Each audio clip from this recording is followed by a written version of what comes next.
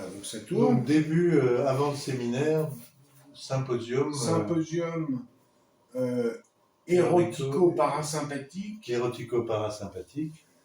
Qui concerne un sujet qui me tient à cœur, qui est l'infini et au-delà, au niveau de la matière et de l'esprit. En partant de ici et maintenant, nous sommes deux terriens, deux grains de sable perdus sur Terre, dans un continent qu'on appelle l'Europe. Et je parle ma réflexion s'est mise en mouvement avec un livre. À partir du livre, ouais. D'un livre de monsieur Allan Kardec, qui s'appelle de son vrai nom, qui a un vrai nom. Ça, c'est un nickname. Il s'appelle, je ne sais plus comment il s'appelle, mais Allan Kardec, qui a écrit plusieurs ouvrages autorisés, ésotériques, notamment le livre des esprits, qui m'a ouvert beaucoup les chakras, et le livre des médiums, que j'ai lu, qui m'a beaucoup intéressé, mais qui est plus subtil et qui m'a moins pénétré que le livre des esprits. Le livre des esprits qui a été écrit au XIXe siècle, vers la fin du XIXe siècle.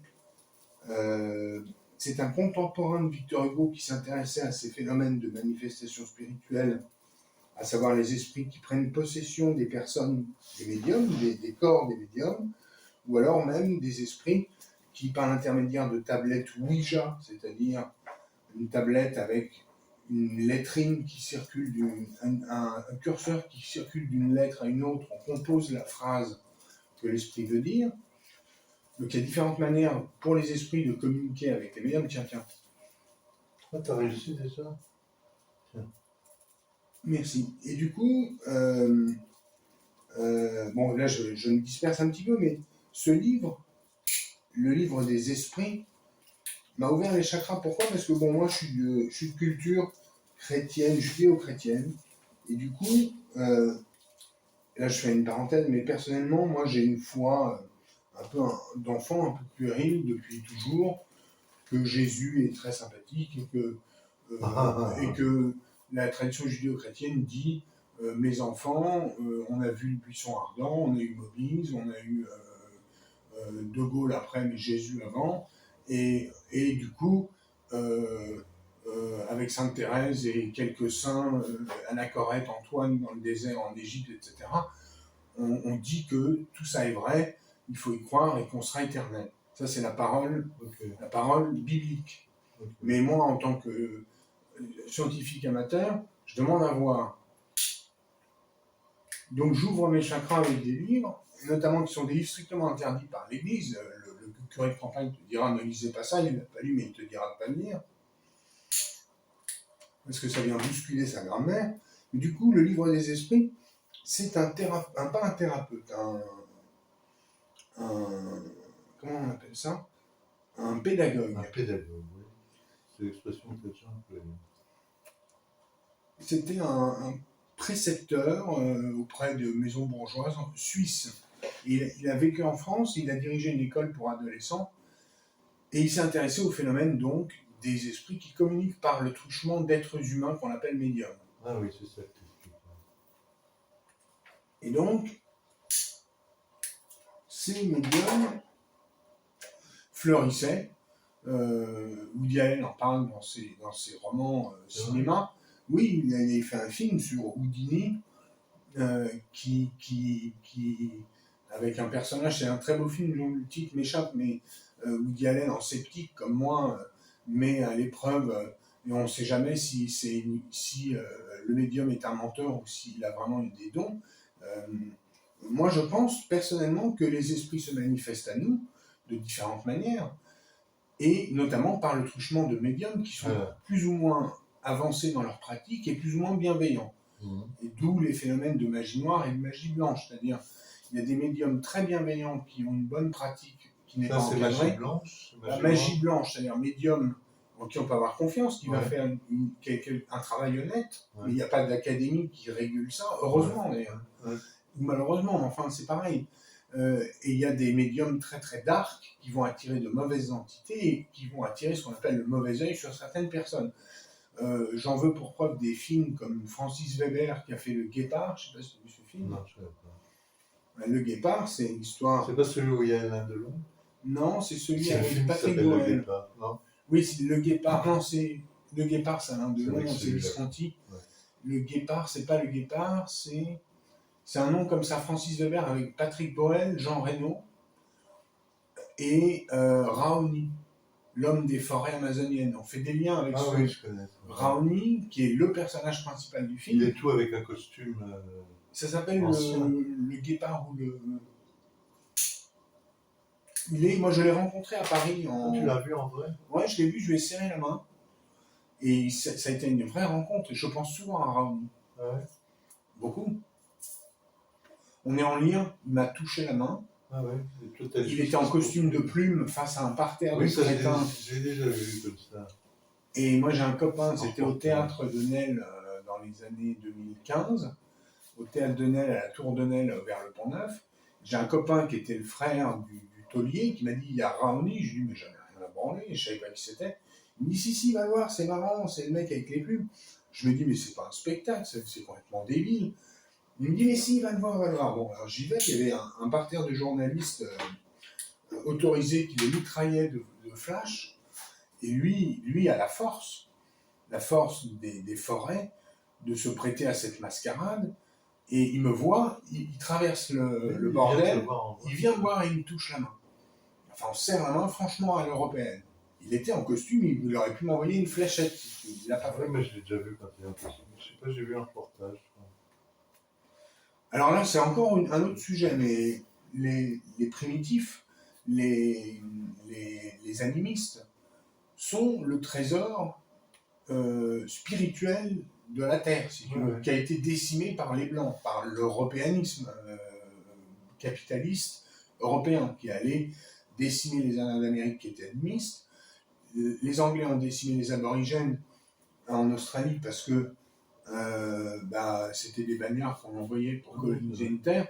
Les aborigènes avaient un savoir animiste très très puissant. J'ai lu un livre que je pourrais te retrouver, où les aborigènes qui étaient mi-hommes, mi-animaux, mais qui étaient très civilisés, savaient, comme les animaux, réparer une fracture ouverte en 24 heures. Un savoir qu'on a complètement perdu, parce que nous, on met des vis et des clous, ce qui est barbare. Eux prenaient une plante, enrobent, font un rituel chamanique, et le livre raconte très bien, c'est un savoir ancestral qui est rapporté par des chamans, qui disent, si, une fracture ouverte, c'est tout bête, c'est comme les animaux, ils n'ont pas ils ne peuvent pas avec leurs pattes, mais il y a le healing, the Earth Ground Healing Power, qui fait que tu fais une fracture ouverte, le chaman te met une pommade, il va chercher dans la forêt tout de suite, comme Raoni. Raoni, si tu as une morve verte en Amazonie, Raoni, il va te chercher la plante, il te met une graine dans le cul, la morve remonte et t'es guéri, et t'es hyper fort. Parce qu'ils sont en lien avec l'esprit de la forêt, l'esprit des animaux. Ils ne prélèvent que ce qu'il faut. S'ils prennent du miel, ils n'en prennent pas 10 kilos, ils font la récolte, et c'est précieux, ils le mettent dans un coin, et ça sert pour des rituels, pour manger, et puis pour des rituels. Mais tout n'est pas rituel, mais ce sont des personnes responsables, contrairement aux Européens qui, comme on l'évoquait avant la vidéo, font des usines de poissons, ce qui est sexy, oui, ce qui est pratique, parce que nous, on vit comme des cons. Quand on rentre de nos vies de cons, on se fait vite faire un frichti et on vide l'océan dans l'assiette. Hier, on s'est fait une super gamelle. Ah oui, c'était bien. Est-ce que tous les citoyens européens ont la même éthique que nous, à savoir manger le poisson et garder un frichti de carottes? C'est pas sûr. Certains le font, vomissent, mangent pas, chient partout et jettent la bouffe. Donc ça, c'est de la pollution intercosmique pour les océans. Ah bah si.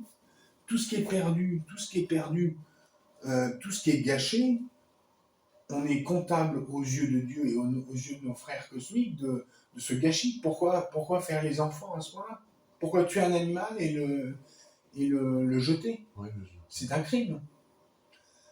Un indigène ne fait pas ça. Il vit ici et maintenant dans sa forêt, il peut avoir faim pendant 8 jours. Quand il réussit à avoir la chasse, il mange jusqu'à l'os. Il ronge et l'os, il le garde, il en fait un vêtement, etc. Il recycle tout. Nous, on n'a rien inventé. Voilà, donc je ferme la parenthèse et je reviens à Allan Kardec on n'a pas Internet là, mais Alan Kardec, il s'appelait, je ne sais plus comment, c'était un pédagogue, et il s'intéresse au phénomène des médiums. Et il construit son livre, il fait un questionnaire très intelligent, parce qu'il a une idée derrière la tête, il veut comprendre comment les esprits Comment fonctionne. Oui, quelle est la cartographie du monde éthéré qui nous entoure. Et du coup, il fait un questionnaire qu'il soumet aux 3 médiums dont il a le lien à l'époque autour de lui en France et en Europe, parce qu'il est en lien avec des cercles ésotériques, et il sélectionne 3 médiums qui ont le plus de succès, mais pas journalistique, mais succès vis-à-vis de leur pratique. Pouvoir, ouais. Voilà. Et quand les questions qu'il pose aux 3 médiums concordent, parce que matériellement c'est simple à l'époque, il fournit un dossier, une liasse de papier avec des questions qu'il a recopiées, à l'un, à l'autre et au dernier. Les autres partent, qui à Vienne, qui en Belgique, qui à Paris, font leur travail et répondent aux questions en fonction du travail médiumnique qu'ils ont. Donc ils prennent le temps, c'est un livre qui se construit sur 10 ans. Ah ouais. Après, les liasses reviennent, il n'y a pas Internet, il n'y a pas... Donc les liasses reviennent, et lui, il épluche, c'est comme un sociologue, il épluche le dossier, et quand ça concorde, il dit, ah, tiens, première question, Ah oui, c'est le résultat. un tel. Donc il fait, ça c'est bon. Et c'est dommage qu'on n'ait pas de livre, mais la première question c'est... Mais tu veux trouver, quand je sais me servir d'Internet, je ferai. Voilà, tu verras, il l'explique dans son livre, il explique ce que je dis. Donc c'est tout bête, il pose une question parce qu'il a une idée derrière la tête. Donc la première question, ça peut être, les esprits existent-ils? Et pourquoi communiquent-ils avec les vivants? Eh bien, les esprits répondent, je ne sais plus exactement, mais Saint François de Sales, qui était très présent à l'époque, l'esprit de Saint François de Sales, qui était très présent, dit oui, les esprits se réunissent et opèrent sur un plan auquel les incarnés n'ont pas accès. En fait, le paradis, ce qu'on appelle le paradis, c'est un travail. Il y a ceux qui sont en gros dans la lumière et ceux qui sont dark. Et ceux qui sont dark, qui sont en enfer, en fait, qui continuent à se nourrir des vibrations Mais basses. ça, tu y crois toujours. Ah bah c'est pas que j'y crois, c'est que non seulement c'est la vrai, vérité, ouais. mais c'est vrai. C'est-à-dire Non seulement c'est vrai, mais c'est vrai. un esprit, un type un criminel, un menteur, un voyou, mais c'est même pas un voyou ça peut être sympathique, mais un criminel, c'est-à-dire Un méchant, quoi. un méchant, vraiment méchant, obscur, qui a l'âme, qui a pas d'âme en fait, qui a quasiment pas d'âme, et qui a des dehors de personnes extraordinaires, mais c'est un enculé, quoi. Lui, quand il meurt, son âme, elle n'a pas accès à la lumière, puisque c'est ce qu'il a, il a rejeté toute sa vie par le crime de la lumière. Ah ouais. Il a tué, il a profané, il a pillé, il a, tu vois, les pervers, au-delà du narcissisme, les pervers, des personnes dangereuses comme Epstein, ou des noms comme ça, des personnes vraiment maléfiques. Quand elles meurent, alors elles ont une force parce qu'elles sont aidées par des entités très dark qui les maintiennent dans cette morgue civile. Ils peuvent avoir des taxis, des voitures, des motos et donner des dehors civils que l'usage demande. Or, en définitive, ce sont des criminels.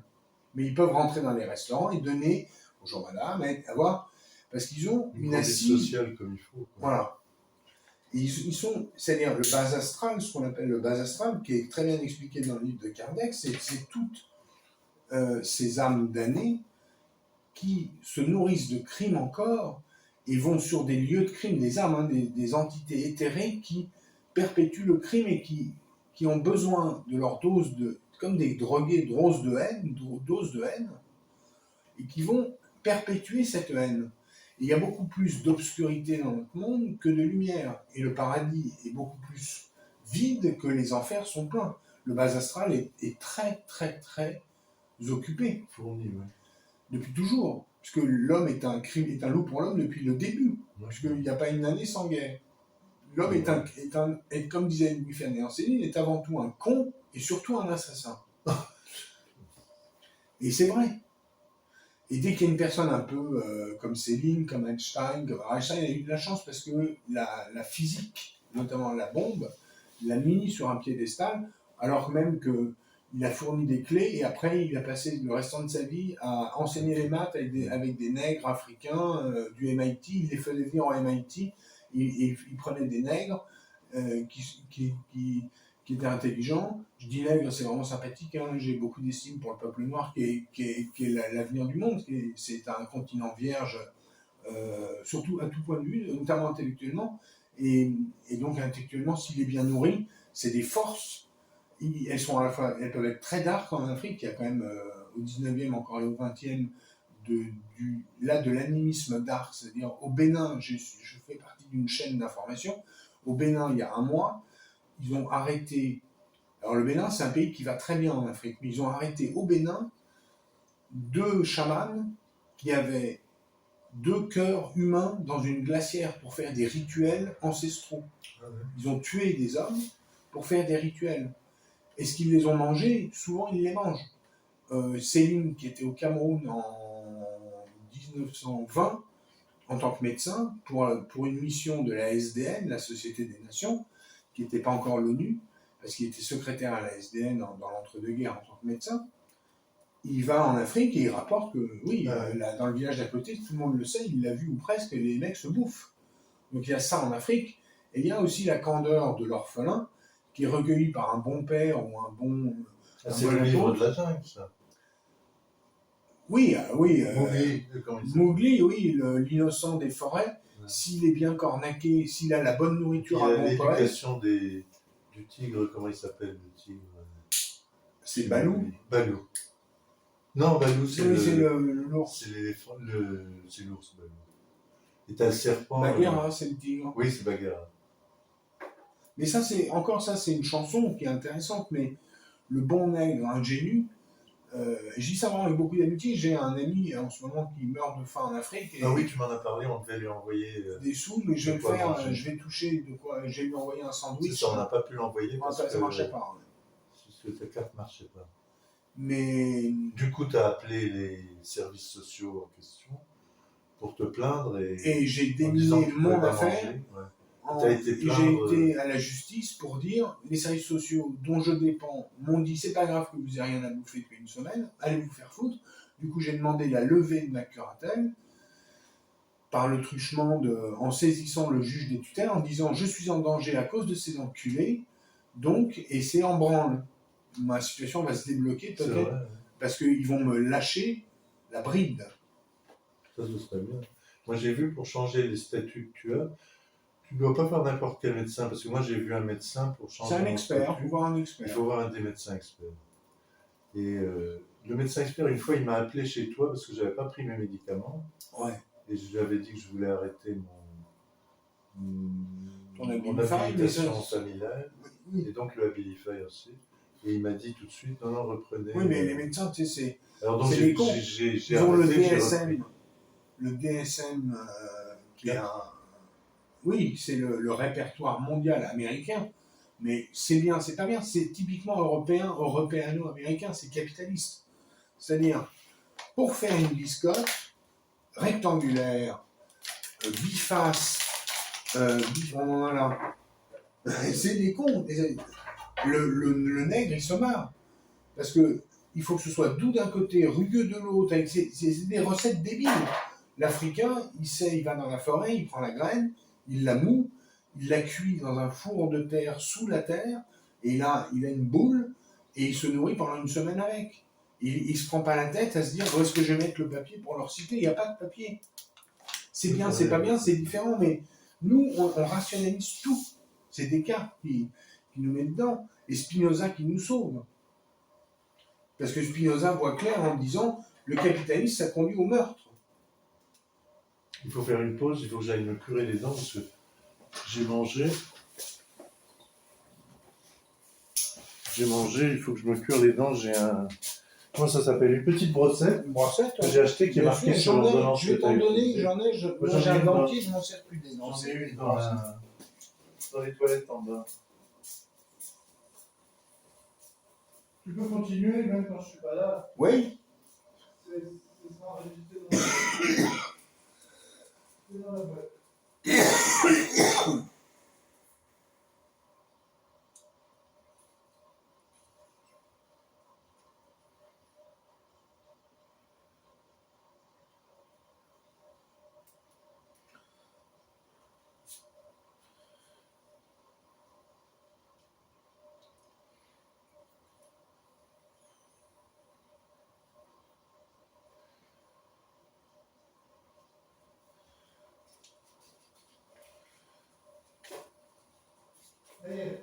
Ah, tu as eu le morceau de carotte. C'est bien fait, mais t'es obligé d'enlever ta prothèse, hein. Oui, pareil, moi, elle se glisse sous la prothèse. Voilà. Donc, voilà Kardec. Kardec fait une cartographie du ciel en expliquant ce que je viens d'expliquer, le bas astral, qui se nourrit des vibrations basses de l'homme, et le paradis, ou l'éthéré, l'être de lumière, qui lui, là où il est, géographiquement dans le ciel, dans l'espace qui entoure, il est au-delà du monde, mais ce que nous explique Kardec dans son livre, c'est que ces esprits qui sont auprès de Dieu, pour ainsi dire, auprès de la vérité, qui sont éclairés, ces esprits éclairés sont pas au bord d'une piscine à boire des caipirinhas comme nous le vend le bon curé de quartier en disant si tu te confesses 6 fois par jour, tu iras non pas au paradis des mille vierges, mais le paradis chrétien, il est un peu louche. On ne sait pas trop, le paradis chrétien, c'est Jésus te pardonne tout et tu seras heureux jusqu'à la fin des temps. Donc en gros, l'Européen qui est con comme une bite et qui rêve que d'aller l'Européen, c'est de la merde. Lui, tu lui dis, t'as 10 000 euros, qu'est-ce que tu fais? Il va au Club Med. Il ne prend pas son sac à dos pour aller voir les Africains et discuter avec eux et manger la graine. Ça l'intéresse pas. Parce que pour lui, le paradis, c'est le Club Med. Le Club Med, au passage, c'est sympa. Quand tu vis dans un monde déjà 2 fois, c'est sympa. Dans un monde de crétins, tu te reposes de manière stupide, mais c'est pas stupide parce qu'il y a des spectacles qui sont pas inintéressants. Ah oui, c'est vrai, il y a des très bons spectacles. Il y a des gens intéressants malgré tout, d'une certaine catégorie sociale selon les endroits où on va, on peut avoir des discussions intéressantes. Donc il ne faut pas tout jeter de la civilisation européenne, mais moi j'ai rencontré des gens passionnants à l'île Maurice et en Italie, où je suis allé 2 fois dans des clubs med. Tout seul? Tout seul. L'île Maurice, je fais une parenthèse, c'était en 2015, j'avais beaucoup de succès avec une pièce de théâtre qui s'appelait Tweet Tweet Club, qu'on trouve sur Internet, sur YouTube. Tweet Tweet Club, j'ai pu le noter. Oui, donc moi sur l'ordonnance du dentiste. Le médecin du bon dentiste. Donc tu rentres Adrien Meunier dans le moteur et tu rentres T-O-U-I-T, T-O-U-I-T, Tweet Tweet Club. YouTube. Et c'est mon ami Anthony Rivoire qui a mis ça en ligne, qui a été le producteur de ce spectacle. Tweet Tweet Club, d'après. Ça, je fais une coupure, mais tu devrais reprendre contact avec. Anthony. Avec. Non, celui avec qui je vais à la synagogue. Qui est pédiatre au CMPP. Oui, le docteur. Jean-Luc Giorno. Oui, mais Giorno, je l'ai appelé. Le problème, c'est qu'il me dit moi, je ne suis pas producteur, je ne suis pas metteur en scène. Bien sûr qu'il faudrait que je me Pourtant, il a des pistes, hein, il a des par exemple, il connaît le directeur du théâtre. De la Folie. Oui, c'est ça, de la Folie. Mais tu sais, je les connais. Moi, je connais le directeur du théâtre de Nesle. Mais il ne peut pas apprendre le texte à ma place. Moi, j'ai écrit des pièces. J'aimerais les créer. Mais il faut des sous. La clé, c'est toujours l'argent. Si tu n'as pas l'argent, tu as beau avoir les plus belles pièces et les plus beaux projets, personne ne va te suivre. Une compagnie, ça... Louis Jouvet, dont je suis un rejeton, parce que Louis Jouvet a été prof au conservatoire avant la Seconde Guerre mondiale. Et il a formé Bernard Blier, le père de Bertrand. Il a formé, sous la houlette de Rému, qui était à la Comédie Française. Il y avait Rému à la Comédie Française, Louis Jouvet au conservatoire. Et les jeunes pousses de l'époque, c'était Blier, Gérard Philippe et Yves Furet, un obscur qui a été mon maître. Ah oui. Qui a eu comme professeur Louis Jouvet, et moi, dans les années 2000, en 2000, en 99, je rencontre Yves Furet, qui avait 83 ans. Et à cette époque, il me dit, Adrien, j'avais 23 ans, 22 ans, il me dit, Adrien, tu me rappelles Gérard Philippe. Tu es aussi solaire que lui. Ah, il t'a dit ça? Ah, il m'a dit que tu es Gérard Philippe. Ah. J'ai pris 3 ans de cours avec lui, on a monté du Musset, on a monté En ne badine pas avec l'amour, je jouais Perdican. On a commencé, il m'a mis dans les marquis du Misanthrope. Ça a été ma première prestation théâtrale. J'en avais fait d'autres avant, mais avec lui, c'était ça. J'ai joué Acaste dans le Misanthrope. Acaste, c'est « Parbleu, Je ne vois pas, avec le rang que me donne ma race, si j'ai lieu de me plaindre. Les Lambelles, c'est une scène un peu de deux crétins, deux marquis, qui courent après Célimène, en sachant que Célimène, elle est courtisée par Alceste et Philinte. Philinte pas trop, mais il l'aime bien. Et Célimène, c'est l'éternel féminin qui badine. Quand les hommes, eux, font des sacrifices avec Oronte, Alceste, tout le monde essaye de se la gaufrer. Et la comédie française, avec Anne, je ne sais plus quelle excellente actrice du français, avait fait une représentation avec Podalides dans les années 2000, que j'avais été voir, Podalides en Alceste. Il était potable. J'aime bien Podalides, qui est un bon acteur, qui est assez polyvalent et il est doué, très doué.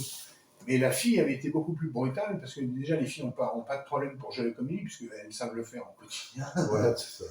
Et elles sont jolies et ça passe. Et c'était Anne, une comédienne très subtile.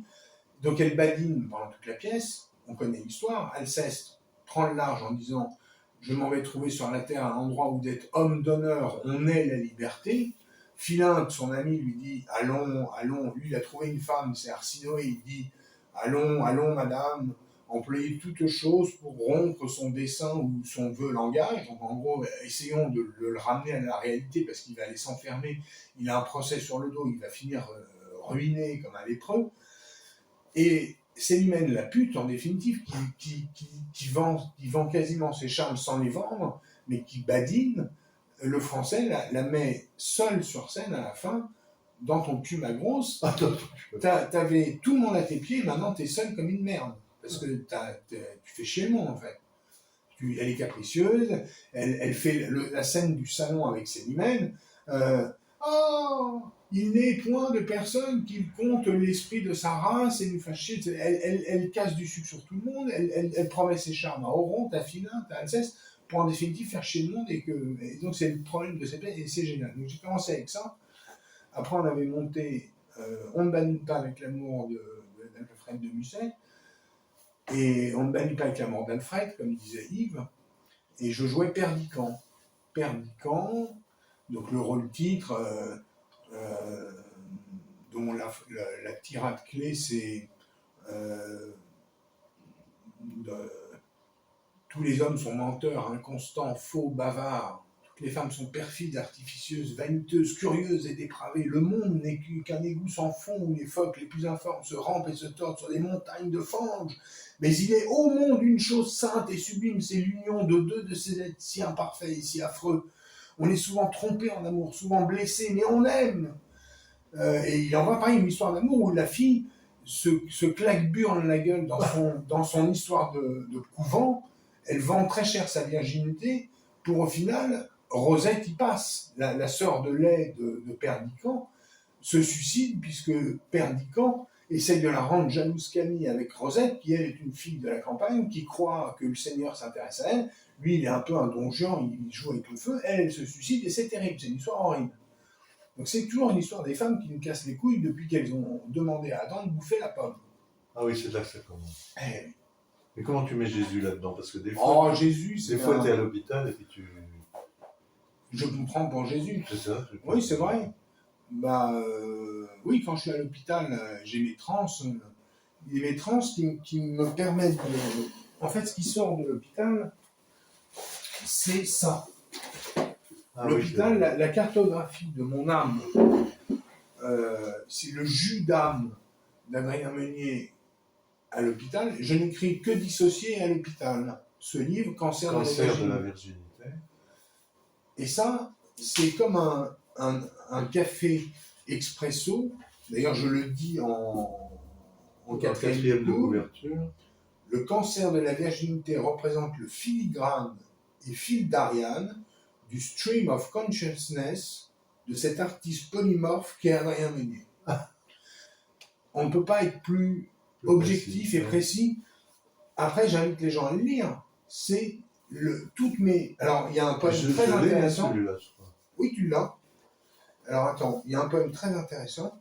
Là, je fais vraiment une grosse parenthèse. Mais... C'est celui-là où il y a les 2/3 de poésie. Alors, il y a un tiers de poésie au noir avant de rencontrer une femme qui a bouleversé mon cœur et mon âme, et 2/3 qui sont consacrés à cette personne. Et il y a un poème génial que j'ai retrouvé. Ah Alors, oui, tu vois, dis-le à la caméra. Vas-y. Tu me l'as montré hier. oui, mais je pense à un autre que Il y je vais avait moins de retrouver. lumière, on n'arrivait pas à lire. Ah, ça, c'est le répertoire de mon âme, donc je m'y Et je retrouve. pense, je fais une coupure. T'as pas été au chiottes là-haut? Si. Ah, j'ai mal Il y a fermé la l'hôpital, chasse. il faut repasser dessus. Attends, j'y vais. Fais ton lis ta poésie pendant ce temps. Oui, on entend le bruit. Oui.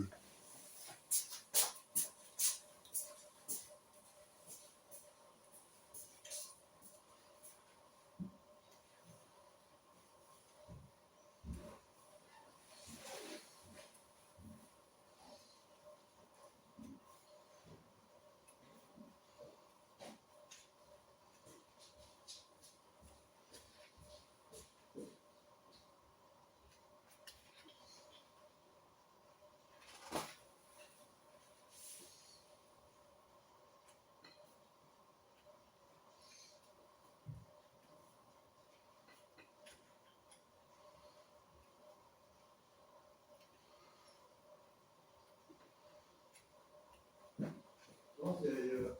C'est ailleurs, alors où est-ce que ça peut être?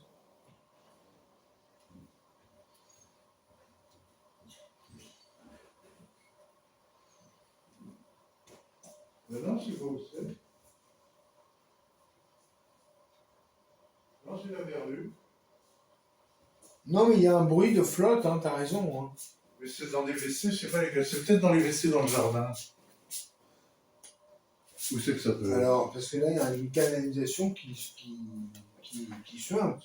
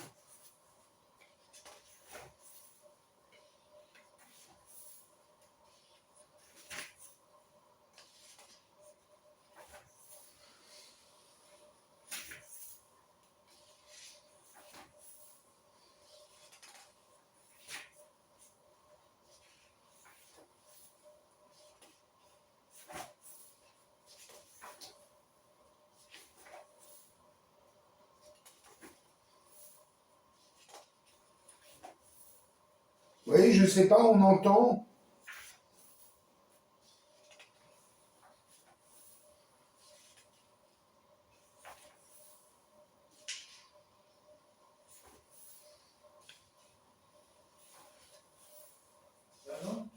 Je sais pas d'où ça vient, et c'est un bruit, et effectivement, c'est peut-être le frigo qui fait ce bruit-là. Du coup, j'ai allumé le puits. L'eau qui sort du puits. Je vais voir si ça tourne. J'ai allumé C'est le pour frigo, arroser les c'est le frigo, à hortensias. mon avis. Ah oui, c'est pas raison, je me suis inquiété pour rien. Du coup, j'ai sorti l'eau pour arroser les hortensias. Ah bah bien. Non, c'est pas Alors vrai. attends, je cherche un poème particulier parce que tu m'as dit que je me prenais pour le Christ à l'hôpital. Et c'est vrai que c'est... Ah non, tu sais ce que c'est pas l'eau, c'est l'aérateur. Ah voilà. Du coup, j'ai allumé, tu me rappelleras, parce que l'autre fois, je l'ai oublié, j'ai fait couler l'eau du puits dans les hortensias pour Jeanne, qui m'a dit, pas le matin et le soir, soit le matin, soit le Ah soir. oui, Donc non, je le fais le matin. La commission est claire. La commission est claire, comme dit l'artiste. Je cherche un poème qui est très joli, qui est très intéressant, et qu'il faut lire et entendre à la fois. C'est-à-dire, il est au niveau des mots, toi qui es lacanien, tu m'as montré un document de Lacan qui Ah oui, s'appelle les noms Les du pères, père. au nom du père. Il faut voir comment il l'écrit. Ah, t'as vu? C'est magnifique. Alors moi, je joue beaucoup avec ça également, en étant un lacanien malgré moi. Autodidacte. Je cherche un poème, je vais le trouver. Il est là, à un moment donné. Sinon, j'en lirai un autre. Parce que je dis toujours à peu près la même chose, mais cette histoire de Tu sais ce qu'il Messier. faudrait que tu mettes, c'est une feuille. Oui, parce qu'en plus, j'ai tout fait de ce livre, mais je n'ai pas eu la patience de Ouais. mettre les Je pages. vais te mettre un marque-page. Comme ça, quand tu l'auras trouvé, Oui, je l'aurai Tu l'auras. définitivement.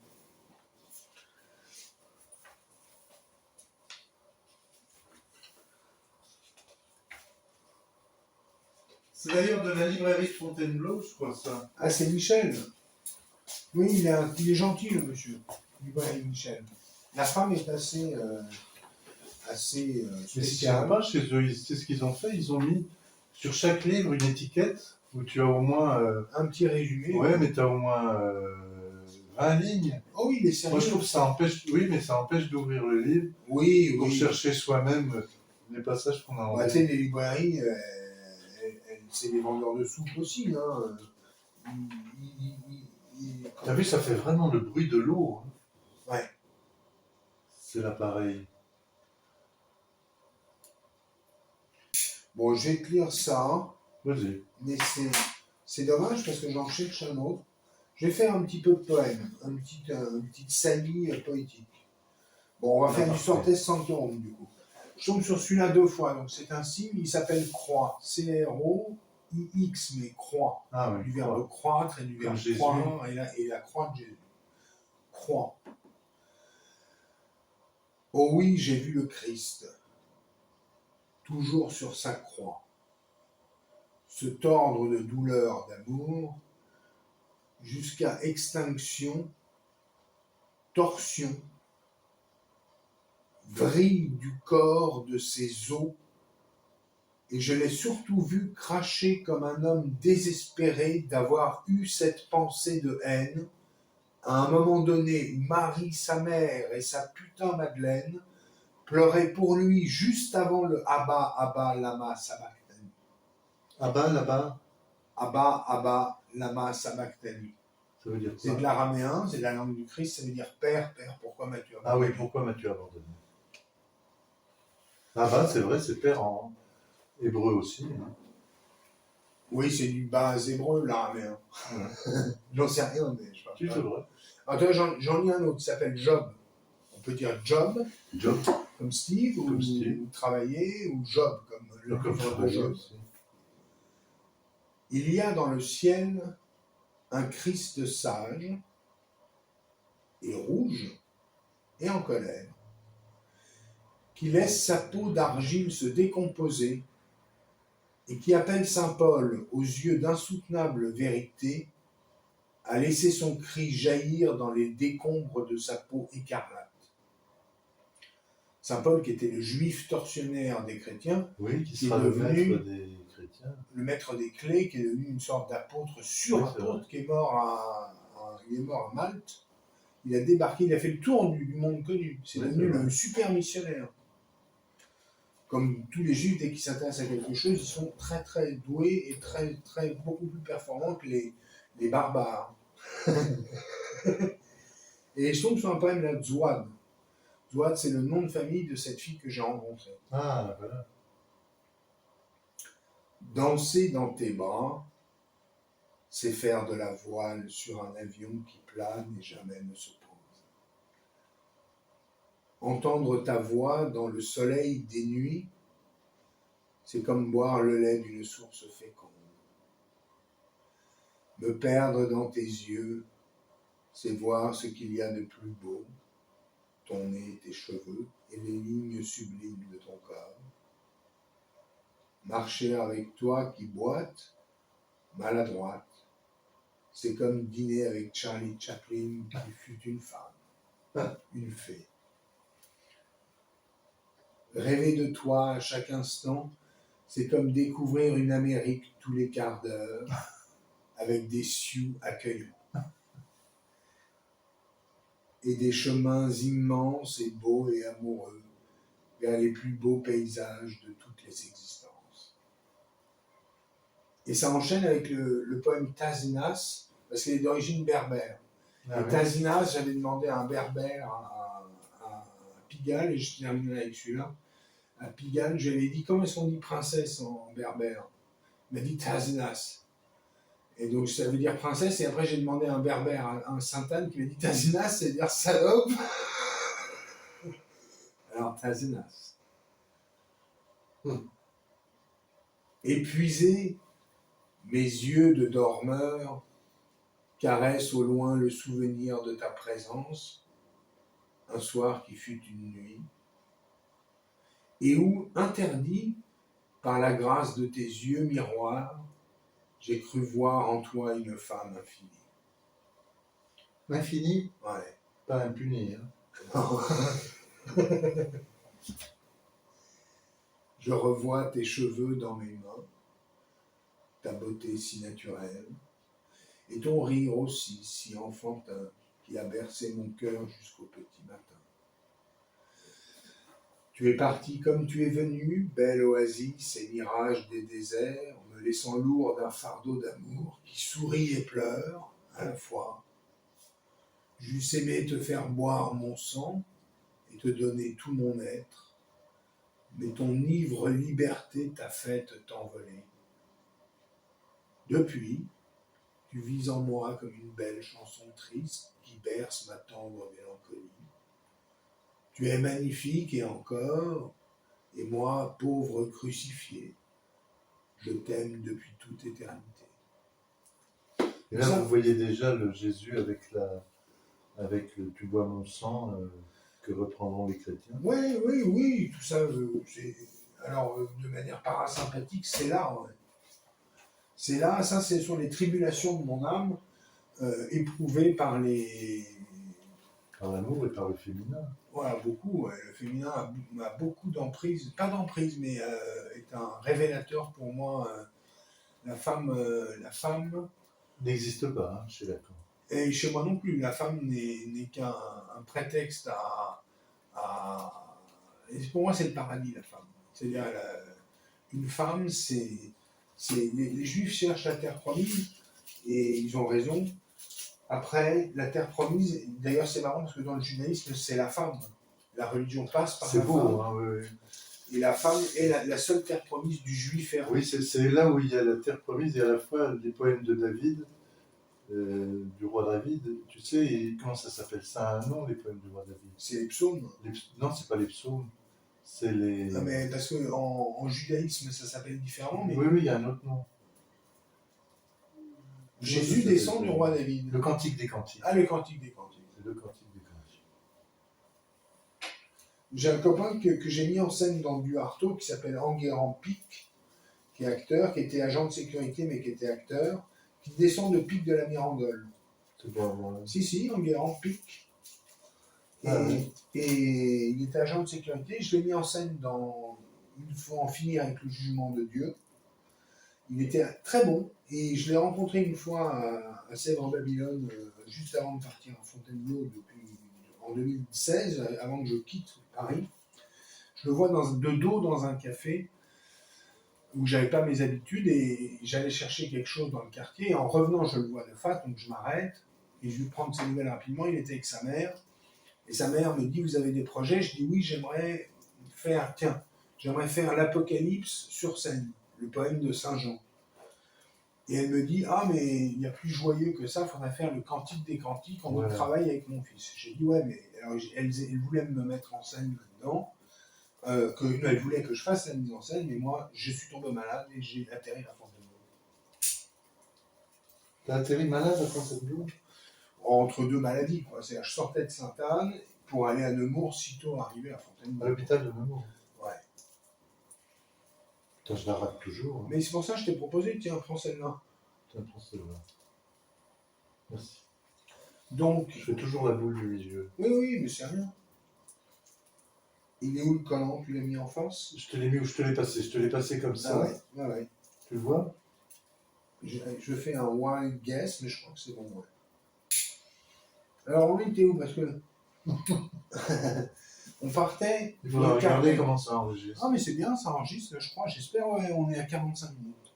45 minutes. Bah, c'est le temps, c'est une vue de l'esprit. Hein. Il est 5h30. C'est génial, c'est C'est un début de séminaire, c'est le symposium, comment tu peux donner un titre? Symposium parasympathique Parasympathique. et érotico-parasympathique Érotico-parasympathique. sur l'infini et au-delà, le corps, l'âme, l'esprit, sommes-nous seuls dans l'univers. Sommes-nous seuls dans l'univers, voilà. Et le séminaire aura lieu après, quand il fera jour. Voilà, là ce n'est que les éléments, l'anamnèse du sujet, Voilà. avant de s'attaquer au cœur du problème, à savoir, effectivement, sommes-nous seuls dans l'univers? Réponse à laquelle je réponds non, puisque dans notre galaxie, il y a des milliards d'étoiles, et ces milliards d'étoiles, au regard de nos connaissances actuelles scientifiques, d'astrophysique, nous disent qu'il semblerait que ces milliards d'étoiles soient toutes susceptibles et hébergent en réalité la vie. Parce qu'il y a de l'eau, de l'air, du feu, et c'est tout. Et la vie, il faut que tu mets un spermatozoïde de singe dans un bouillon de culture parasympathique avec un peu d'eau, et ben de l'amibe, on passe au crabe sur des milliards d'années, et du crabe et puis au singe, et ce tofu maléfique de bouillonnement de vie conduit invariablement à l'humanoïde sous des formes plus ou moins variées, mais une forme d'intelligence qui maîtrise ses forces naturelles et corporelles et érotico-physiques de vivant sous toutes les formes, et crée un paradigme où autour d'un caillou stérile à la base qui héberge la vie puisqu'il y a de l'eau et il y a des Big Bang, et ça c'est la science qui explique ça avec le peu de moyens qu'on a intellectuels nous ici-bas, on dit que effectivement, alors nous en tant qu'humains on veut tout expliquer, on veut expliquer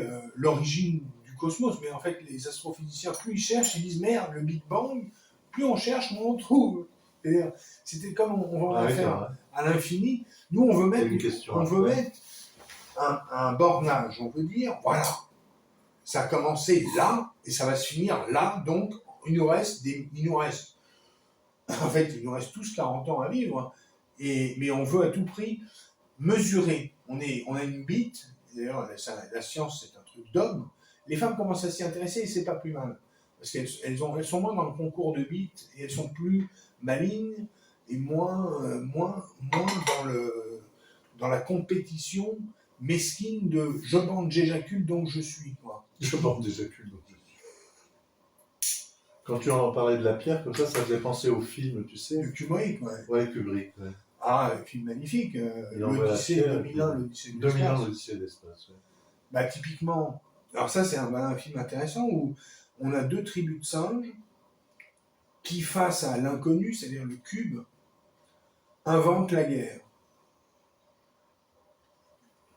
Il y a la musique de Strauss, je crois. Elle est bien, la musique.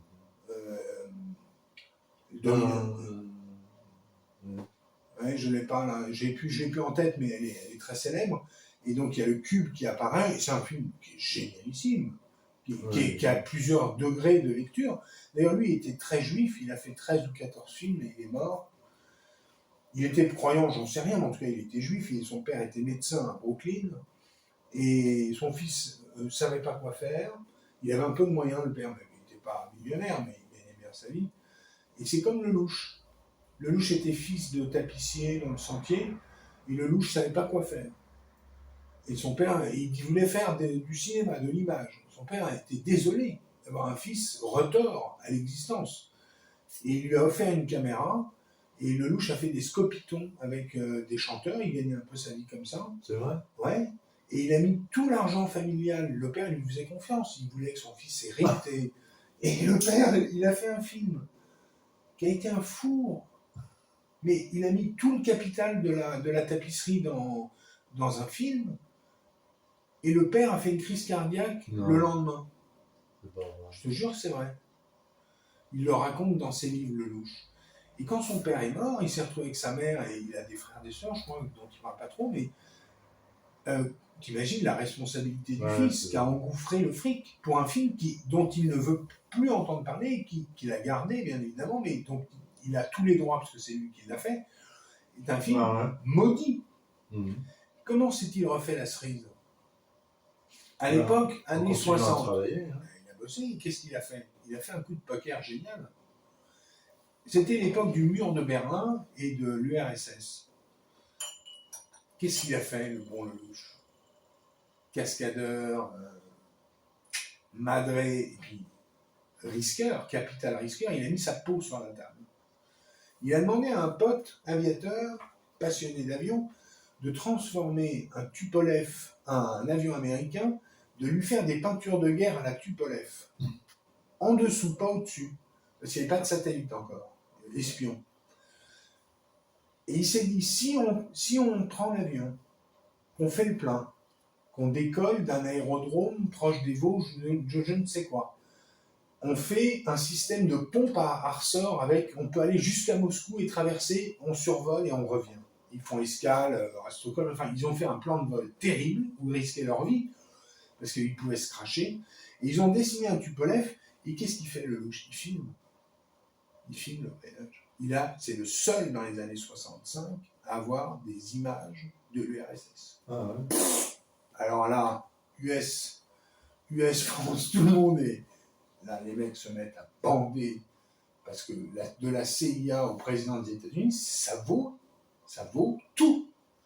Et il se fait une martingale, il fait monter les enchères, il s'établit, ça c'est pas très connu, mais c'est comme ça que ça s'est passé, il s'est établi avenue Foch, à côté de l'Étoile, les films traînent, avec sa galette, et en 66, il tourne et il présente à Cannes Un homme et une femme, Ah oui, c'est concomitant, Un homme et une femme, et là, il fait un succès terrible. Il a 160 distinctions internationales pour le film. Un Oscar, un prix de Cannes, etc. Ça, c'est Lelouch. Et Kubrick, c'est un fils de médecin Brooklyn. Pareil, le père emmerdé, un enfant étrange. Et pareil, il veut faire de la photo. Donc il lui offre un appareil photo. À l'époque, c'est les années 40. Il est de 27, 25. Et donc années 40, années 50. Brooklyn, bon, un appareil photo, voilà, il fait de la photo, très bien. Mais le père est un peu inquiet, parce que quand je mourais, qu'est-ce qu'il va faire, cet abruti, quoi. Et de la photo, il passe à la caméra, et il fait un film sur un boxeur, qui est un film assez intéressant, très indépendant, et il est repéré par un studio, Ah bon. je ne sais pas si c'est la Paramount ou c'est un très très grand studio qui dit attention, génie.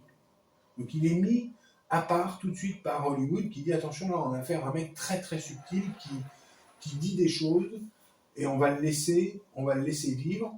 Et les studios l'ont suivi jusqu'à 2001. Ils l'ont suivi dans toutes ces cascades. Pour le meilleur, souvent, et pour le pire, ça a été 2001, l'Odyssée de l'espace, qui est sorti en 68, où les studios ont dit, mais Kubrick, qu'est-ce que tu fais? Parce qu'eux, ils ont investi des millions et des millions, c'est le film le plus cher de l'époque, avec des vaisseaux spatiaux, des décors, il a mis 8 ans à le faire. Des années 59 à 68, quasiment, c'est un malade mental, Kubrick. Il travaillait comme un spartiate. Il a fait des maquettes, il a fait des tours. Il y a un c'est pas lui qui a fait sur le Vietnam, Apocalypse Now? Non, il a fait Full toujours, Metal Jacket. Ah d'accord, je Avec confonds toujours avec baleine. Kubrick, avec Oui, avec l'autre. l'autre, c'est Coppola qui a fait ça. Coppola. Coppola, c'est bien, hein, avec Apocalypse Now, mais ça pas décape, mal. mais Kubrick, ça reste le patron. Avec Barton Fink, ça c'est les frères Cohen, il a fait le film là, à la chandelle. Il a fait un film à la chandelle, éclairé uniquement par la bougie et le soleil. Tu imagines la maîtrise. C'est un film génial. Je ne sais plus comment, c'est pas Barton Fink, mais c'est un film comme ça. Bon, enfin, passons. Alors, voilà. Bon, ça c'est intéressant. Alors, on partait de. On avait. Donc, ah oui, tu me demandais Oui, je suis allé au Club Med en 2015. Oui, c'est ça.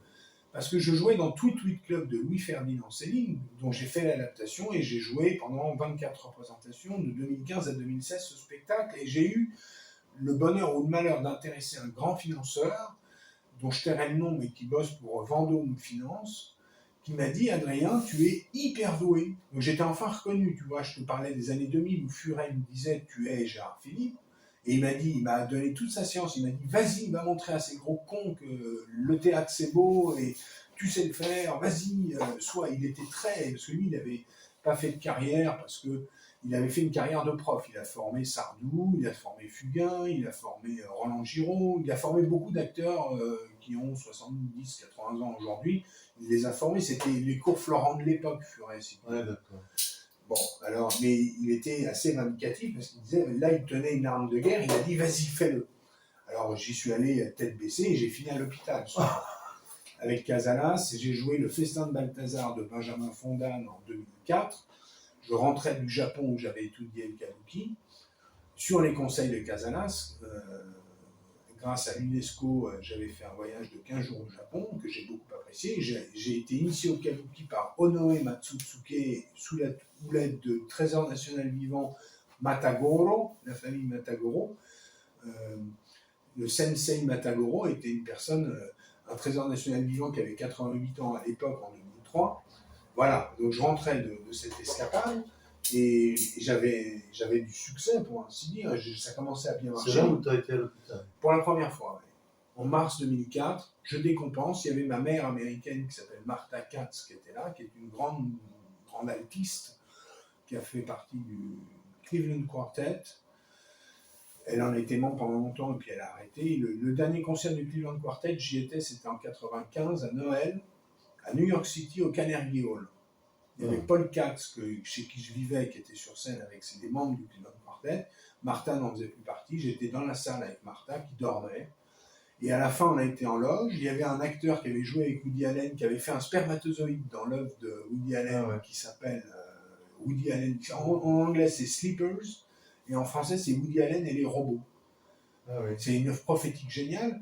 Et il y avait ce mec qui était un spermatozoïde dans l'œuvre. Et là, il n'était pas dans son œuvre, il était habillé en smoking. C'est pas toute la vérité sur...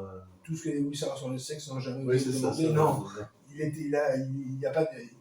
Ah si, t'as raison, le spermatozoïde, c'est là. Si, oui, c'était dans ce film. Où il y a un rabbin qui encule une chèvre. Oui, c'est dans ce film, ouais. T'as raison. Alors voilà, et ça c'était drôle. Et donc lui était déguisé en smoking, et je fais un parenthèse après, mais il y avait un violoniste qui était un ami de Martha, ils étaient amis puisqu'ils bossaient ensemble, ils se connaissaient très bien, et qui avait la guigne, qui est dans la lune. Et le mec a pris feu, son smoking, il était là, il buvait un champagne, tout le monde est nous, moi j'avais 17 ans, je trouvais ça très, très excitant d'être au Carnegie Hall, je ne me rendais pas compte. J'étais dans les loges du Carnegie Hall avec le Cleveland Quartet et des personnalités de New York que je ne connaissais pas, mais j'étais là. Et il y en a un qui a pris feu. Il y avait une bougie, il a pris feu, il n'a pas fini en saucisse.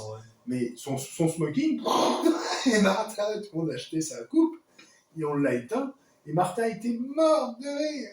Je vais chercher, j'ai gardé un cigare dans le bureau. Je vais chercher. Il faut regarder si ça marche, parce que si ça se trouve, on continue, il n'y a rien dans la poche. Il y a 58 minutes. Là. Ce n'est que l'introduction. Disons qu'à 1 heure, on fait le symposium.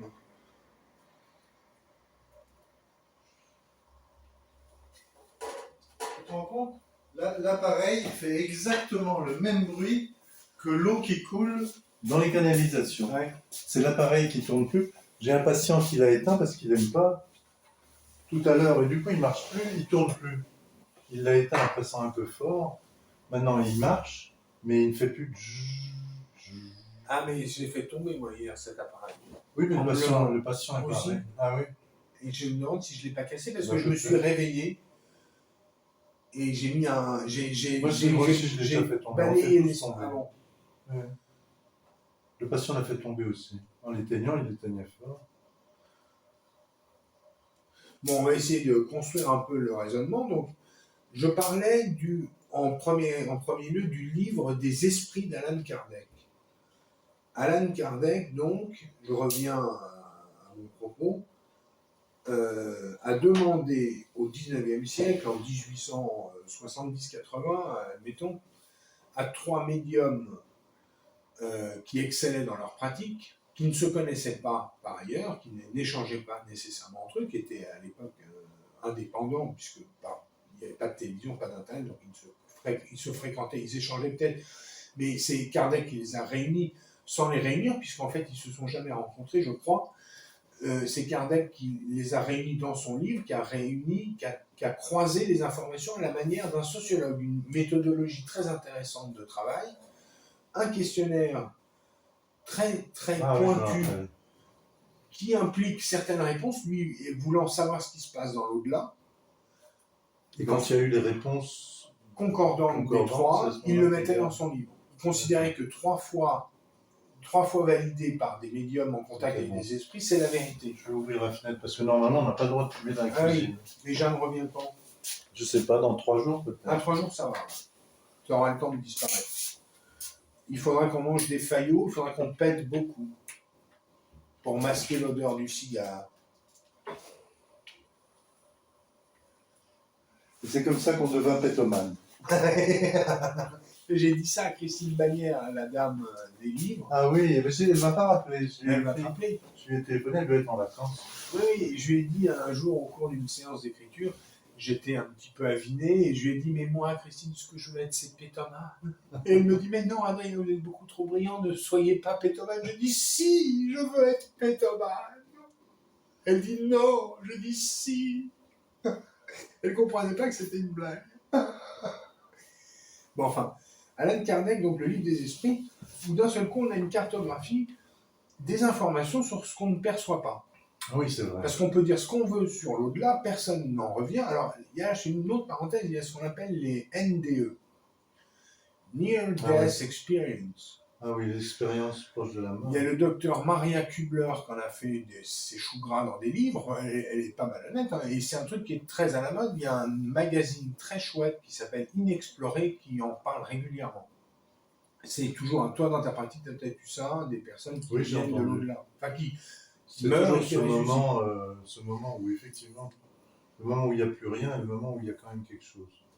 Bah, tous ceux qui en reviennent disent je ne sais pas ce qui s'est passé, mais j'ai revécu ma vie, j'ai tout compris, j'étais hyper bien et on m'a réanimé. Je suis là, merde, je suis à nouveau dans le réel, auprès de ces cons, j'ai mal partout. Alors que c'est vrai, il y en a qui disent ça. Les myopathes gambadent partout, les aveugles voient tout. Il y a un aveugle qui a fait une near-death experience, il a pu dire quel était le numéro de série de la table d'auscultation sur laquelle il était, il s'en souvenait. Son esprit a voyagé partout dans la chambre. Après, il a été aspiré dans l'au-delà. Voilà, donc ça, c'est des expériences qui nous permettent de croire que l'esprit survit à la Jeanne, elle faisait des expériences comme ça dans le temps, où elle était en communication avec l'au-delà, et notamment, elle a eu ça au moment où sa sœur est morte. Ah oui? Ouais. C'est pas inhabituel. Et ça a disparu, cette communication a disparu, je crois, quand elle est devenue ménopausée. Ah, c'est intéressant, ça. Où elle a perdu ce pouvoir qu'elle avait. Médiumnique, un peu chamanique. Oui, elle avait un pouvoir supérieur. Puis pof, tout d'un coup, ça s'est arrêté. Mais c'était douloureux, hein. Tu avais des fois où... Bah, c'est comme la poésie, j'en vis pas ceux qui ont un poème à communiquer. Moi, ça se fait dans la douleur. Hein. Ouais. C'est pas facile, c'est joli après. Dire sur le moment, tu prends la dictée. Le travail est difficile. Oh, le roman, c'est beaucoup plus pacifique, mais la poésie, c'est un sport martial. Et donc, Kardec nous livre, dans le livre des esprits, une cartographie du ciel, de l'au-delà. Et pour être bref, il dit, il y a le bas astral, les esprits malins, obscurs, qui s'entêtent à faire le mal et à être dans le mal, et qui restent accrochés à la matière, donc qui restent sur Terre. Ils n'ont pas accès à la lumière. Et ils errent dans des lieux de plaisir et de décadence, et ils encouragent le crime. Ils sont comme dans Tintin, les mauvais génies qui vont dire aux criminels, vas-y, tue-le, parce que ça les fait jouir. Ça les fait jouir de perpétuer le meurtre, puisqu'ils ont vécu de meurtre toute leur vie, et ils ne jouissent que des choses malsaines. Et alors, où se passent les prostituées? Où se placent les... Ah, la prostituée, il y a Marie-Madeleine, l'épouse du Christ, et il y a... de toute manière, la prostituée, Jésus disait, elle disait aux pharisiens, les prostituées nous précéderont au royaume des cieux. Ils se mettaient même pas en tête de gondole, ils disaient les putes qui n'ont rien et qui jouent le jeu du monde, c'est-à-dire qui ne se défaussent pas en faisant les bourgeoises et en disant moi j'ai des principes et elles ce sont des putes. Parce qu'il y a une scission entre la femme et la prostituée. Ah ouais. La femme est toujours bourgeoise, quand la prostituée est une catin, une sous-mère. La femme est très dure avec la pute. C'est un danger social, un fléau, parce que c'est celle qui capte l'homme. Or, elle joue le jeu du monde. Elle dit, le monde est décadent, pourri, meurtrier. Moi, je vais être à sa merci, je vais être la putain. Et je vais vivre jusqu'à 40, 45 ans, je vais devenir mère maquerelle. C'est des aventurières, c'est des femmes qui ont un destin. C'est pas des bourgeoises. Ouais, t'as raison. Et les putes, moi, je les bénis, j'en ai connu 250. Et je les bénis. À peu près, j'exagère, mais je suis hyperbolique. Mais j'en ai connu 100, c'est sûr, entre 100 et 250. Tu te rends compte? Non, j'en ai pas connu 250, entre 100 et 200. Ouais. Tu te rends compte ce que ça fait comme chiffre? 20 000 balles, j'ai fait le calcul. Toute Mon allocation handicap est passée en pute. Et je bouffe du pain et je bois de l'eau. Tu te rends compte ce que ça fait? Bah, ça fait bander, puis après tu craches. Et je les ai toutes bénies, parce que tu sais, je dessine. Ah oui, c'est vrai. Et en fait, j'ai offert mes livres, notamment à une prostituée chinoise qui était rue des Sablons, qui avait 45 ans, qui était ménopausée. Et j'avais rendez-vous avec elle, c'était il y a 2 ans. Mon livre venait de sortir. Et je l'avais avec moi, je l'ai souvent avec moi. Et je l'ai passé. En fait, c'est un trick-track, elle s'appelait je sais plus comment. Les putes, si tu veux, tu prends rendez-vous, c'est très simple, t'appelles, elle te dit, tu peux être Lacan, souvent dans les 20 minutes, t'as envie de tirer comme envie de chier. Et tu dis pas, je vais tirer ma crampe dans 7 ans. Ça te prend un peu comme une piscine, donc tu vas. Et donc, tu as rendez-vous un quart d'heure après, tu es sur place, tu es lavé, rasé, pas branlé, tu vas pour la traite des blancs. Et elle te donne rendez-vous, souvent un numéro dans la rue, parce qu'elle veut t'observer. Elle veut voir si tu fais 250 kilos et si tu vas chier dans les draps en plus de l'éjaculer dans le corps, même si tu as une capote. Elle vérifie, elle prend des risques assez mesurés. Elle a entre 17, 18 et 45, 50 ans. Elle veut bien jouer le jeu du monde jusqu'à un certain point. Donc moi, j'ai souvent la carte avec elle, parce que même si je suis un peu replet, je suis toujours à peu près fringant, malgré mon grand âge de 47 ans. À l'époque, j'en avais 45. Tu es plus jeune que Tristan, alors Tristan doit avoir... Il est de 71, toi t'es de combien? 7, moi. 77, ça fait 6 ans de différence. Ben toi, t'es là, t'as l'âge de 6 ans de différence. Ah non, je me trompe. Oui, c'est juste, 6 ans de différence. Et du coup, donc cette fille m'accepte. Donc elle me dit, je parle au téléphone, elle m'envoie un message, elle me dit, eh ben, tu es au 19 rue des Sablons, va au numéro 7, c'est souvent en face, appuie sur tel bouton et monte, je suis au deuxième gauche. Donc j'arrive, et là, toi, c'est toujours la surprise. Les Chinoises, d'ailleurs, elles cassent les prix, elles sont moins chères que les autres. Tu as souvent des surprises. Elles sont toutes délicieuses. Parce que tu peux leur faire des cunilingus. Là où les autres disent non, c'est interdit. Elles adorent le cunilingus, qu'en Chine, on leur fait pas de cunilingus. Et tu peux leur faire, elles ont des tout petits minous avec un peu de poils, c'est délicieux. Elles sont gentilles, elles sont jolies. Et elles sont souvent, elles te vendent des filles de 17 ans, or elles ont 30, 40. Et les Chinois nous envoient leurs putes un peu sur la corde. La mafia chinoise fait ça, mais c'est une bénédiction. En parlant de chinois, il faut que je dise à Moni la proposition que j'ai pour la maison de ton père, la proposition de faire des locations, c'est la financière du coup. À ton courtier. Pour que j'ai quelque chose qui peut, savoir si ça peut l'intéresser, du 4% à 300 ou 400 euros le mois pour 5 demi-journées par semaine, comme quoi l'investissement de la maison de 600 000 euros fait 24 000 euros par an, donc 24 000 sur 600 000 pour qu'elle m'explique si elle est d'accord pour participer au financement. Dans ces cas-là, on ferait une société civile immobilière et avec des parts pour chacun en fonction du capital qu'il a mis. Puisque moi, il me manque au moins, je sais pas, 400 000 euros sur les 600. Là, tu me parles chinois pour le coup, là. T'as compris? J'ai compris que c'était chinois. Non, mais je t'ai expliqué l'autre fois. Oui, tu m'as expliqué. Avant d'aller voir. J'ai vu les chiffres, d'ailleurs, il est toujours chez moi, le papier. Là. Ah oui, je te l'ai laissé, d'accord. Faudrait que je le retrouve pour mon rendez-vous de jeudi. Bah, je le redonnerai, ouais. Tu monteras à la maison tout à l'heure, je te le fais là. Donc moi, j'avais rendez-vous avec cette fille qui s'appelait, admettons, elle s'appelait tout Ching Ching. Je t'ai coupé, oui. Et j'arrive chez elle et je suis un peu déçu parce qu'elle avait vraiment 45 ans. Un peu, on voit qu'elle a été passée de l'autre côté, elle était un peu boulotte. Elle était passée de l'autre côté, elle reste séduisante. Et elle m'accueille dans un endroit où j'ai vu ensuite les 2 filles, Linda la Mongole, et je l'ai vu 2-3 fois dans cet endroit, c'est un endroit chinois, rue des Salons, qui est génial. Donc tu as un lieu, et tu as une petite mezzanine qui marche avec des petits ressorts, tu arrives avec des petits escaliers un peu faits de briques et de broc, et tu arrives dans une sous-pente où elle se glisse à la chinoise, c'est un peu un boyau, et tu fais ton affaire là. Et moi je fais l'affaire, j'arrive à triquer, mais j'arrive pas à aller au bout.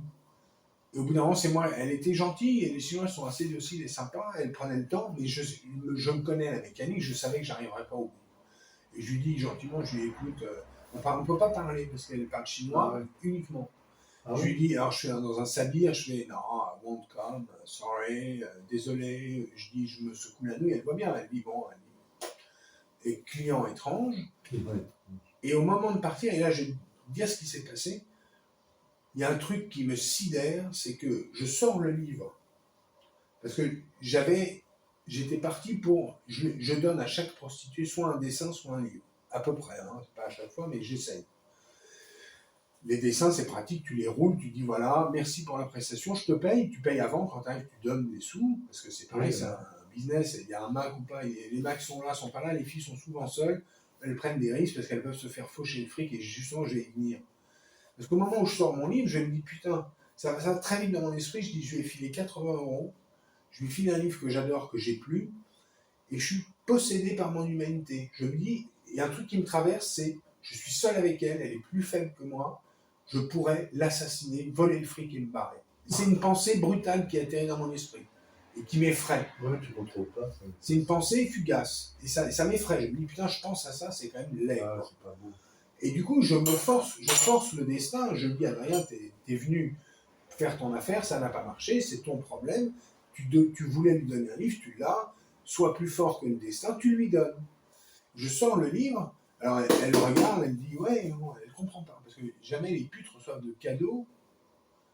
Elle ne reçoit pas de cadeaux. Tu pourrais y aller avec un bouquet de fleurs la prochaine fois. Oui, mais les fleurs, elles ont les mecs qui sont tous amoureux des putes, hein, ils reçoivent Ouais, des fleurs, des chocolats, elles s'en foutent. Ouais. Elles s'en foutent. Le chocolat, le champagne, ça leur fait Donc plaisir. il vaut mieux amener les fleurs au banquier. Ouais, ça oui. Ouais. Plus habile. Et donc je sors mon livre, elle comprend pas, et je lui dis, alors je sais plus, ça se mélange avec d'autres histoires, mais je lui dis, voilà, t'as un stylo, je n'avais pas, enfin. Et alors elle comprend pas, et je lui dis, mais ton nom. Alors elle écrit gauchement dans une langue européenne, elle connaît pas la calligraphie, bon. Et je lui dis, ok, moi, je comprends qu'elle me met son prénom. Alors je dis, bon, dans un français, ma calligraphie particulière, je dis pour un tel, en souvenir d'un moment merveilleux passé ensemble, etc. Et moi, en tant que poète, je me dis, mes poèmes, ils repartent en Chine. Et ça, c'est précieux. Et la fille, elle ouvre le livre, et je vois que c'est une épiphanie pour elle. Elle regarde, elle tombe sur la photo de Coluche. Ah, c'est Coluche. Le premier recueil, écueil d'ailleurs, j'ai mis la photo de Coluche. Et elle tombe là-dessus, et ça lui parle, et elle voit des écritures, et elle est un peu bouleversée, etc. Et après, j'ai beaucoup offert ce livre et ce livre, Les Humates. Et on va y revenir parce que c'est le propos du symposium, c'est de parler de Kardec, des Humides, de Jean-Pierre Petit, de Stephen Greer et de John Mack. Oui, c'était l'introduction. Oui, là, on est dans l'introduction, là, on rentre dans le cœur du sujet, il est 1h13. 1h13, tu te rends compte, j'avais plus lu. Et regarde, il fait jour. Ouais, c'est cool, il fait doux, jour. On va bientôt pouvoir sortir le chien. Faire le tour du village, pour que tu puisses avoir des rencontres. Ouais. Les rencontres du matin, alors c'est pas pareil que les rencontres du soir. C'est les jeunes filles. C'est plutôt des sportifs. Ah oui. Ils sont j'ai peu d'estime pour les sportifs. J'aime les gladiateurs. Mais le sportif du dimanche qui s'use le cœur et les jointures pour rien, j'ai peu. Les gens font ce qu'ils veulent, moi je m'en fous. Hein. Mais les gens qui se martyrisent en disant. C'est se faire du mal. C'est se faire du mal. Hein. Tous les jours se dire je chausse mes chaussures, je mets mon truc et après je prends la douche, c'est typiquement le staccanovisme stupide de l'homme contemporain. Ça nous vient d'Amérique, hein, ça. Oui, on s'est tous essayé à faire ça. On se fait du mal. La meilleure manière de faire du sport, c'est de tout faire à pied, comme un indigène, et on marche plus d'1 heure, on fait 2-3 heures de marche par jour, et on se porte très bien. Cardiovasculaire, le cardio, c'est ce qu'il y a de meilleur pour le cardio. La course à pied, c'est mauvais pour le cœur et mauvais pour les genoux. Marcher, c'est mieux. Marcher, l'homme est un marcheur, cueilleur, baiser.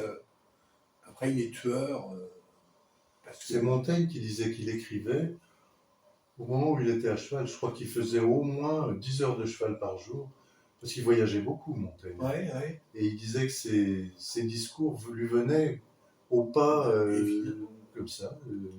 Cette marche-là, c'est ça qui faisait son Platon, le péripapétisme, qui a donné le mot prostituée d'ailleurs. Oui, c'est vrai. L'art de raisonner en marchant. Il était sur l'agora, suivi par des couillons, et il disait, comprenez, les enfants, Socrate m'a dit que, il semblerait que, et dès que la philo se fait, c'est du mouvement. Oui, c'est vrai. Et quand je marche personnellement, Oui, je t'as un rapport au pense, corps, bah, ton esprit est en branle, ouais. et tu médites, et souvent tu as des idées, parce que t'es pas en train de faire qu'est-ce que tu veux solliciter l'esprit, tu cours, tu fais du vélo comme une bête. Après, les sportifs de haut niveau, c'est intéressant parce qu'ils repoussent les limites du corps et c'est fascinant de voir ces gladiateurs dans les jeux, c'est intéressant. Mais moi, je m'en fous, je regarde pas, mais c'est intéressant. Mais donc voilà. Alors, bon, Kardec, t'as compris, il y a le base astral. Et ça, je l'ai, puis de toute façon, j'ai toutes les références pour pouvoir commander sur Internet. Le base astral et les esprits éthérés, en gros, c'est depuis Kardec, c'est que ces esprits, sous la houlette d'autres esprits plus éthérés encore, donnent des rendez-vous pour, par effet de miroir, éclairer le base astral. Et la mission des personnes illuminées, c'est d'éclairer et de sortir du caca le plus d'esprits possible. Ah ouais. Et c'est la seule mission de l'au-delà. La seule mission de l'au-delà, c'est plus tu es touché par la lumière, c'est de transmettre cette lumière à un mec qui est en dessous de toi. Ah ouais. Et de l'amener vers toi. Et oui, c'est un jeu une œuvre pédagogique. Pédagogique. Au niveau éthéré, et là j'en viens au niveau incarné, de globes en globes. De globes en globes. C'est-à-dire que au niveau éthéré, il y a une mission pédagogique du maître à l'élève qui est grossier, et on essaie toujours de tirer le grossier vers la lumière. Au niveau éthéré, ça c'est ce qu'explique Kardec.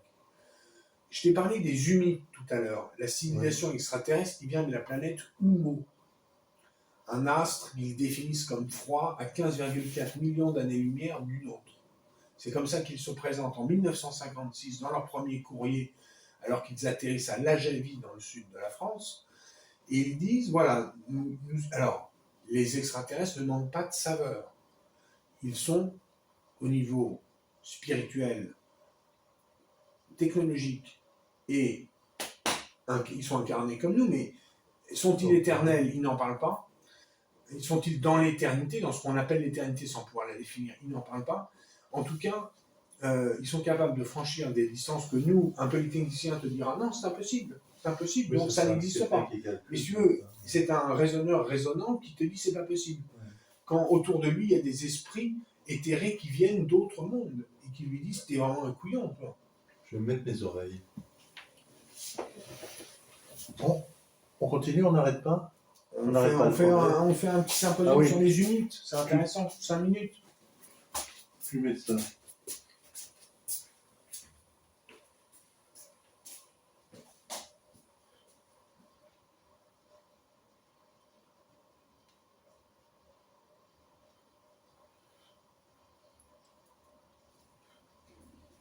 Est-ce qu'il faut que je les mette? Parce que j'ai rendez-vous avec le praticien à 17h vendredi. Il faut que je me serve des appareils parce qu'il a un système électronique. Il pose son machin.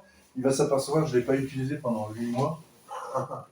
Il va tout de suite s'apercevoir parce qu'ils mettent ça, c'est tout de l'électronique. Bon, mais ils sont capables de.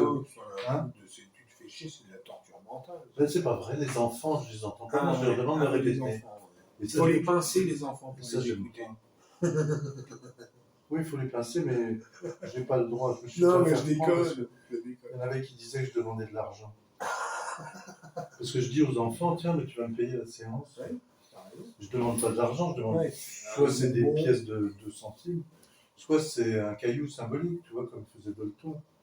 Et du coup, il y a des parents qui ont dit, écoutez, ça va pas, ils demandent de l'argent. C'est complètement débile.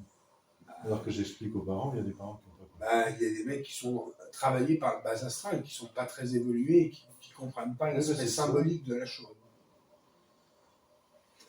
Donc pour revenir, Kardec, voilà, il fait une cartographie du monde éthéré qui nous entoure, à savoir les personnes, pour être simple, qui sont près de la matière et donc dans le bas astral et qui coparticipent à l'aspect criminel de l'homme incarné, et celles qui sont dans la lumière, qui sont proches des personnes éclairées sur Terre, et qui appellent les personnes éclairées, mais qui surtout, au niveau éthéré, s'occupent des personnes qui sont en bas astral. Ah oui, c'est donc les pédagogues. Des pédagogues, qui eux-mêmes sont près de la source, qu'on peut appeler Dieu, et qui peuvent, à un certain niveau de lumière, être en lien avec des entités éthérées d'autres galaxies. D'autres galaxies, c'est déjà un mec très illuminé, mais déjà des entités éclairées de la galaxie, c'est pas mal. Oui, C'est-à-dire des soleils qui coparticipent à la lumière par rapport à l'ombre qui habite le globe sur lequel on est au niveau éthéré. Et le monde qui habite, qu'est-ce que vous pouvez dire sur Le monde qui habite cherche un vagin.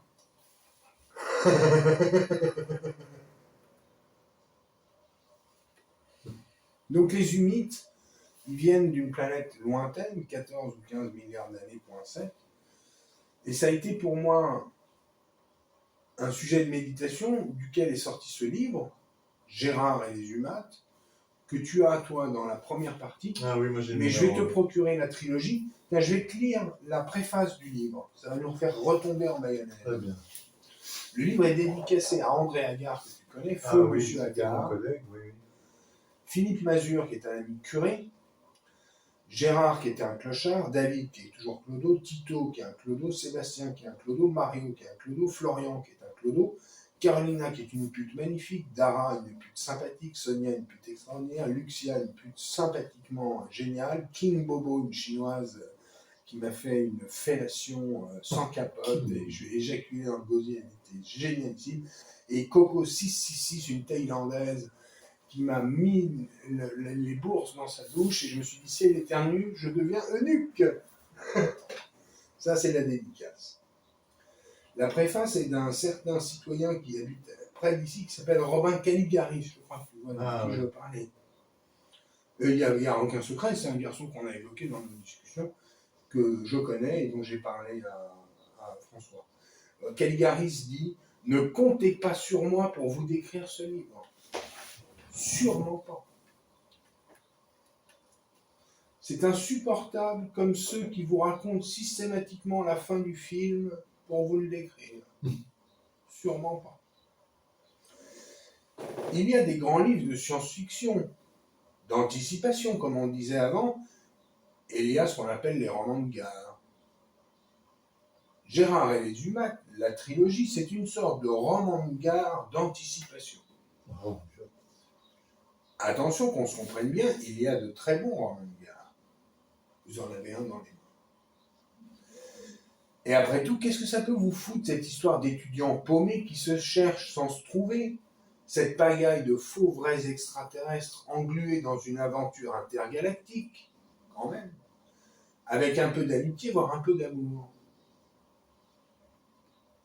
Il y a de la biographie, évidemment, romancée, bien sûr, rêvée surtout.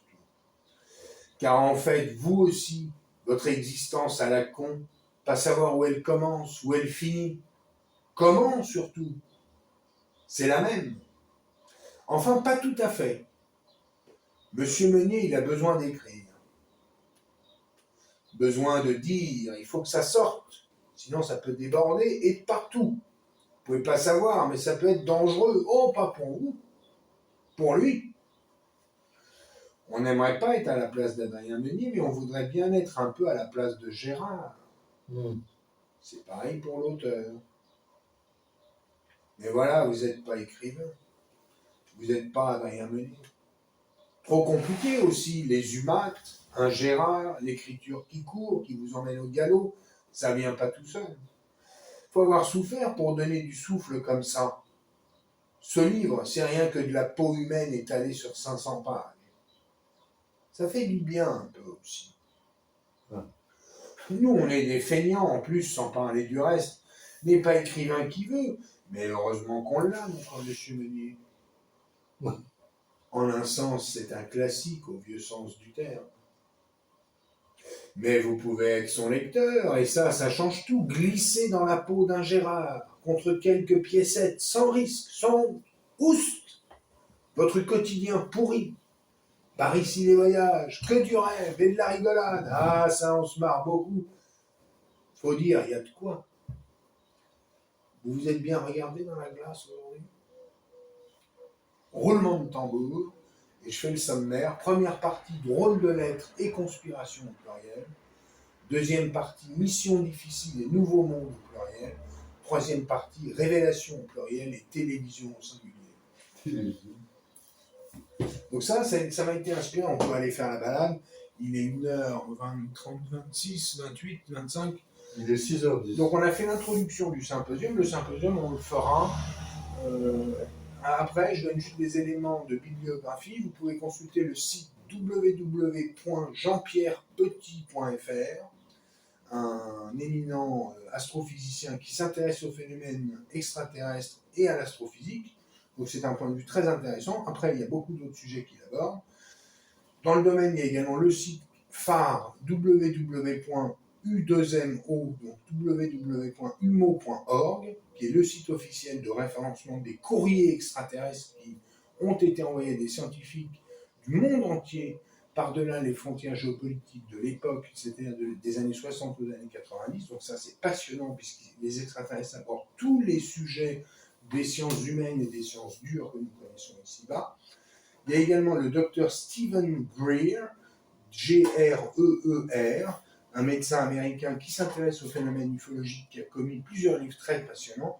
Et pour finir, le psychiatre qui a été déclaré fou par son bureau politique du MIT à Harvard, qui s'appelle John Mack, qui a été suicidé malgré lui par un bus à Manhattan, et qui s'est intéressé au phénomène des abductions, phénomène qu'on retrouve unilatéralement aux États-Unis et pas que, également en Europe et en Russie et ailleurs sur le globe.